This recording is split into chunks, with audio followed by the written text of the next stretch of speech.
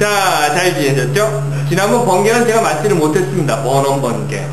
그래서 제가 생각을 했어요. 번개를 이렇게 치는 법이 어딨냐? 그랬는데, 가만 생각을 해보니까 그게 맞는 거예요. 그렇죠? 번개 칠 때 언제, 자, 번개 간다. 준비, 번쩍 이렇게 번개 치는 거 없잖아요.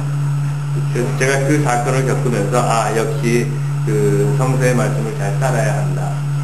늘 깨어 있어라. 번개 치는 사람은 아무도 모릅니다. 자, 번개는 번개고요. 오늘이 대림절 두 번째 일요일입니다.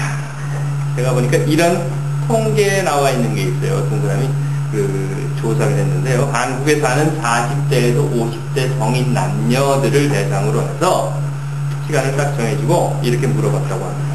좋은 기억으로 남아있는 사람, 지금까지 살아오면서 좋은 기억으로 남아있는 사람 또는 나쁜 기억으로 남아있는 사람 이름을 다 쓰시오. 여러분들 한번 좀 써보세요. 좋은 기억으로 남아있는 사람, 나쁜 기억으로 남아있는 사람. 아, 물론 만났던 사람입니다. 만나지 않고 좋은 기억, 나쁜 기억, 그건 많을 거예요. 뭐 이명박, 전두환, 박정희, 이거 줄줄줄 나오는데 그런 거 직접 만났던 사람. 그런데요, 이 통계에 보면요, 결과가 이래요. 응답자 중에서 좋은 기억으로 남아있는 사람의 이름을 가장 많이 적은 사람이 4명을 적은 사람이에요. 보통은 한 명, 2명이에요. 그리고 나쁜 기억으로 남아있는 사람의 이름을 가장 많이 적은 사람은 5명, 1명 더. 나쁜 기억이 아마도 많은 모양이에요. 아니면 대부분 다른 사람들은 그저 1명, 2명 정도라고 합니다. 인생을 한 40년, 50년 살면서요, 만나는 사람들 몇 명이나 될까? 글쎄, 이렇게 운전하고 지나가면서 스쳐 지나가는 사람들, 저기 하나, 둘, 셋, 넷, 다섯, 여섯, 일곱, 여덟, 뭐, 지하철 타고 이렇게 앉아가지고 10, 20, 30 이렇게 하면 아마 수백, 수천 될 겁니다.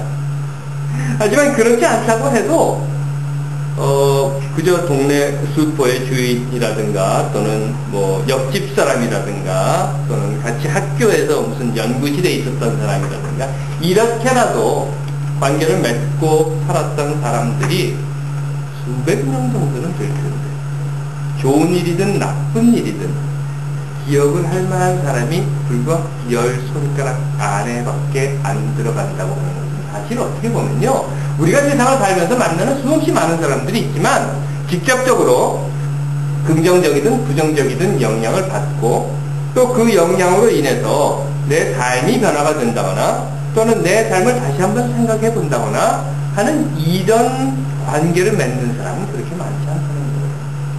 불과 10손가락 안에 꼽히는 사람들로 인해서 우리의 삶이 직접적인 영향을 받는다는 거죠. 그러다 보니까 어떤 하나의 만남이 계기가 되어서 사람을 살리기도 하고 또 죽이기도 합니다. 사실이에요. 어떤 한 사람과의 만남이 참 중요한 우리의 인생의 결정을 하는 계기가 되기도 합니다. 그래서 그런 말 여러분들 하시죠? 또 들어도 보셨을 거예요. 아, 내가 그 사람을 그때 만나서 지금 이렇게 되었다. 또는 그 사람으로부터 영향을 받아서 내 인생이 이렇게 바뀌게 되었다든가. 또는 어떤 사람들은 아유, 내가 저 인간 만나가지고 아이고 하는 그런 분들도 있을 겁니다. 어려서부터 어머니가 늘 그런 이야기를 하셨죠. 좋은 친구 사귀어라.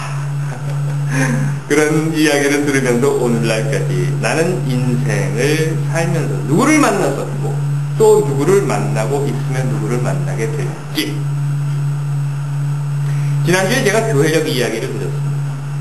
그래서 교회적으로 보면 지금이 대림절 기간, 강림절 기간이라고 하는 그런 때이고 이 절기는 전통적으로 예수를 기다리는 절기로 지켜져 왔었다라고 말씀을 드렸습니다. 그러면서 제가 이렇게 이야기를 드렸어요. 예수를 기다리는 이 기간을 이제는 나를 기다리는 기간으로 한번 삼아봅시다.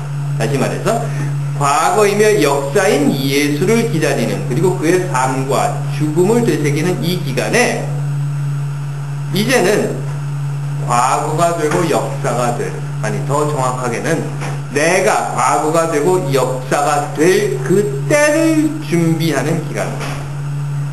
언젠가는 우리 모두 다 제사를 받는 사람들이 됩니다.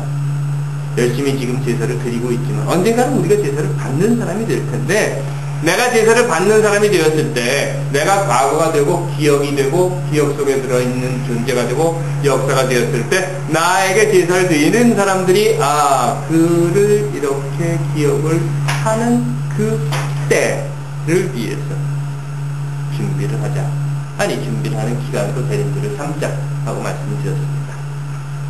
자, 그러면 이제 여러분들 어떤 과거로, 어떤 역사로, 어떤 기억 속에 남아있게 될지, 아니 그렇게 남아있게 되기를 원하시는지. 그래서 이제는요, 내가 누구를 만났었고 누구를 만나고 있으면 누구를 만나게 될 것인가 라고 하는 것의 전제가, 내가 만나는 사람들로부터 내가 어떤 영향을 받고, 내가 만나는 사람들로부터 내가 어떤 기억을 얻게 되고 어떤 기억을 받게 되고 라고 하는 것이 아니라, 이제는 내가 만났던 사람, 그리고 내가 지금 만나고 있는 사람, 또 앞으로 내가 만날 사람들에게 내가 어떤 기억으로, 어떤 과거로, 어떤 역사가 남게 될 것인가 하는 것에 대해서 생각해 보자 하는 것이었습니다. 좋은 기억으로 남으실지 또는 나쁜 기억으로 남으실지. 자, 그렇다면 예수를 한번 봅시다. 예수는 과연 어떤 기억, 어떤 과거, 어떤 역사를 남겨주었는지. 기독교 사학자들은요, 기독교가 오늘날과 같이 이렇게 거대한 종교로 성장할 수 있었던 비결이 뭘까에 대해서 많은 이론을 가지고 있어요. 하지만 어느 누구도요, 당시의 역사와 사회에 근거해서 당시 중동 지방에 있었던 수많은 종교들과 비교를 해서, 또는 당시 세계라고 이름 지어졌던 그 지역을 지배했던 열강들의 대륙 판도에 따라서 어떻게 기독교가 오늘날과 같은 이런 거대 종교가 될 수 있었을까 하는 것에 대한 것들을 분석해 보려고 노력을 하지만 어느 누구도 이거다! 이것이다! 라고 하는 결론을 내리지는 못합니다. 사실 역사적 사실에 비추어 보면요, 기독교라고 하는 그 종교는 유대교인 예수로부터 시작합니다. 아니요, 좀 더 정확히 이야기해 봅시다. 더 정확하게는 유대인이었던 예수의 제자들로부터 시작합니다. 왜? 예수는 기독교라고 하는 종교를 시작하려고 했던 이야기는 한 번도 한 적이 없기 때문에. 아니, 그보다 더 정확하게 이야기해 보면 유대교인이며 유대교에 속해 있었던 예수의 제자들이 가지고 있었던 예수에 대한 기억으로부터 기독교는 시작을 합니다.